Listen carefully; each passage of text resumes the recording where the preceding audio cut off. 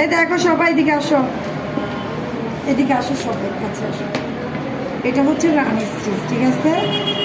Double চাইলে ডাবলে দিতে পারবো, সিঙ্গেল চাইলে সিঙ্গেলও দেওয়া যাবে। এটা হচ্ছে সমানভাবে তাল থাকতে হবে। যতটুকু আমি কাপড় উঠাবো ততটুকু কাপড় ভিতরে থাকতে হবে, মানে সমান একদম।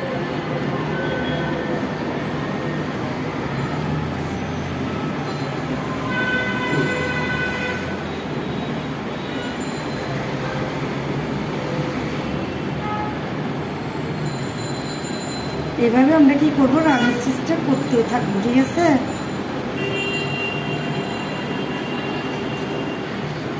এই যে এখানে শেষ নামার স্টিচ, এবার আমি এদিকে ঘুরে ফেলবো।